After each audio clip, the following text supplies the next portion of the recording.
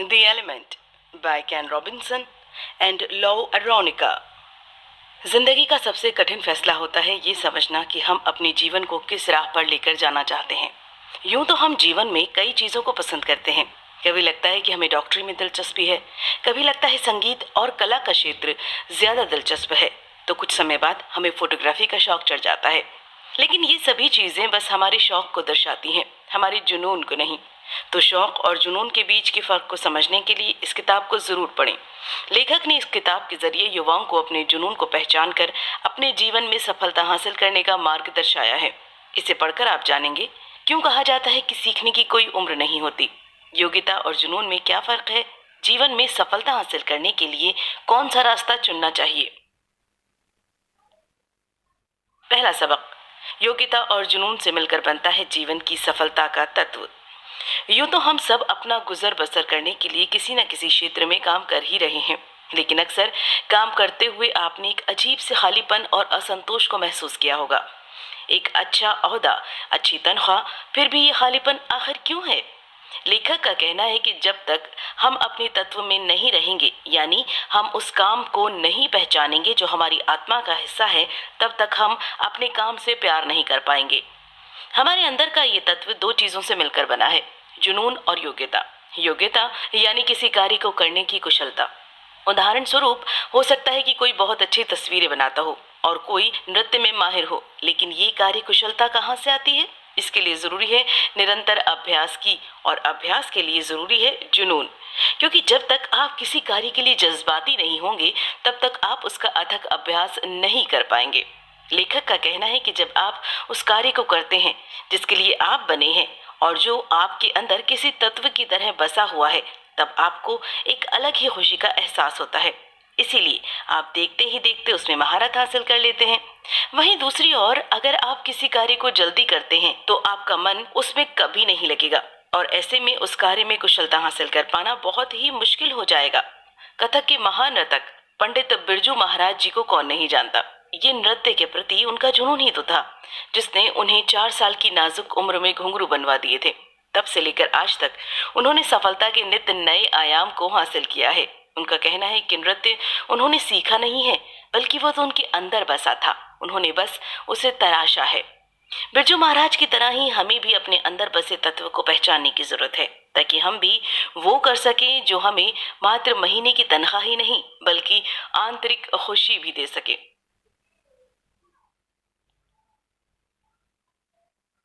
दूसरा सबक, अपने तत्व को पहचानने के लिए पर्याप्त अवसर के साथ साथ सही रवैया भी चाहिए। हम अक्सर अपनी हर हार के लिए तकदीर को दोषी मानते हैं, लेकिन कभी ये सोचते नहीं कि तकदीर का काम तो बस अवसर प्रदान करना है। उस अवसर को सही समय पर पहचान कर सफलता प्राप्त करने का दायित्व तो हमारा है। इस दायित्व को निभाने के लिए सबसे जरूरी है सही रवैये की, क्योंकि जब तक हमारा रवैया सकारात्मक और प्रगतिशील नहीं होगा, तब तक हम अपनी प्रतिभाओं को पहचान नहीं पाएंगे। दुनिया में कई ऐसे लोग हैं जिन्होंने अपने रवैये और आत्मविश्वास से असंभव को संभव बनाकर दिखाया है। जाने माने कैंसर विशेषज्ञ डॉक्टर सुरेश आडवाणी को ही ले लीजिए, जिन्होंने कभी भी अपनी शारीरिक कमियों को अपने लक्ष्य और जुनून के आड़े नहीं आने दिया। मात्र 8 महीने की उम्र में पोलियोग्रस्त हो जाने के कारण उन्हें अपना पूरा जीवन व्हीलचेयर पर बिताना पड़ा, लेकिन इसके बावजूद डॉक्टर बनने के अपने सपने को उन्होंने कभी मरने नहीं दिया। अपने दिल में बसी आत्मविश्वास की आग के सहारे उन्होंने जीवन की हर कठिनाई को पार किया, और आज वो कैंसर पीड़ित व्यक्ति में सफल बोन मेरो ट्रांसप्लांट करने वाले दुनिया के पहले डॉक्टर बन गए हैं। अपनी इस उपलब्धि के लिए उन्हें भारत रत्न के सम्मान से नवाजा गया। ऐसी ही कई प्रेरक कथाएं विश्व के हर कोने में मौजूद हैं। आप भी उनमें से एक बन सकते हैं, बस जरूरत है अपने ऊपर विश्वास कर सही रवैया रखने की।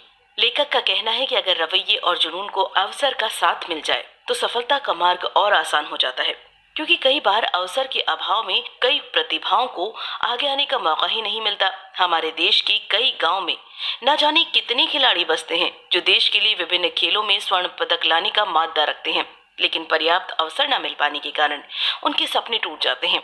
इस अवसर के खेल को समझने के लिए लेखक ने अपने जीवन का एक उदाहरण देते हुए बताया कि पोलियो के कारण अपने पैर से न चल पाने के कारण लेखक को अपनी पढ़ाई दिव्यांगों के स्कूल में करनी पड़ी, जिसके चलते उन्हें किसी अच्छे कॉलेज में दाखिला नहीं मिल पा रहा था।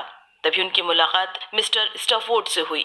जिन्होंने न सिर्फ उनका दाखिला अच्छे कॉलेज में कराया, बल्कि उनके गुरु बनकर हमेशा उनका साथ दिया। तीसरा सबक, बुद्धिमत्ता का सही आकलन कर पाना बहुत मुश्किल है। इस दुनिया में ज्यादातर लोगों के लिए बुद्धिमत्ता का मतलब महज कागजों में 100 से 90 या उससे ज्यादा नंबर लाना है।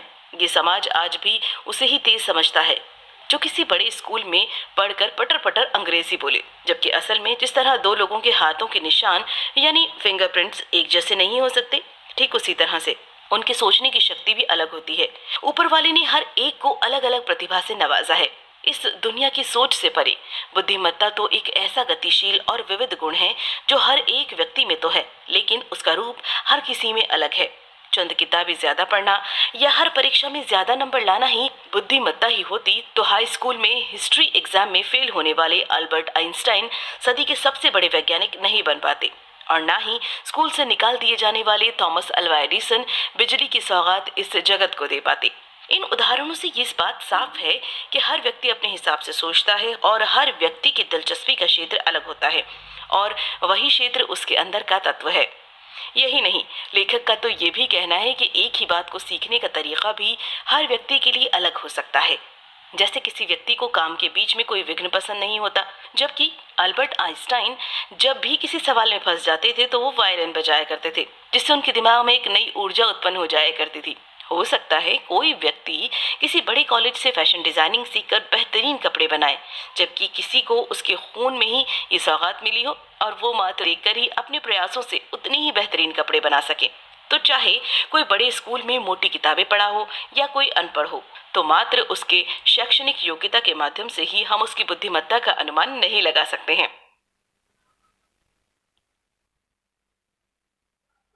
चौथा सबक, जिन लोगों की बातों से आप खुद को जोड़ पाते हैं वही आपके तत्व को पहचान सकते हैं। अक्सर ऐसा होता है कि हम किसी को अपने सपने और विचार आसानी से समझा सकते हैं, वहीं कई लोग हमारे विचारों को सुनकर हम पर हंस भी देते हैं। इस बात को कहकर लेखक ये समझाना चाहते हैं कि हर वो इंसान जो एक जैसे तत्व को दिल में रखते हैं वो एक दूसरे की भावनाएं समझकर उनके विचारों की कद्र कर सकते हैं। इसीलिए अपने तत्व को पहचानने के लिए आपको ज्यादा से ज्यादा लोगों से जुड़ना चाहिए, क्योंकि इससे हम अंदाजा लगा सकते हैं कि वो कौन से लोग हैं जो हमारी बातों को खुद से जोड़ पा रहे हैं, और हो सकता है ऐसी ही किसी वार्तालाप के दौरान आपको अपने तत्व का अंदाजा लग जाए।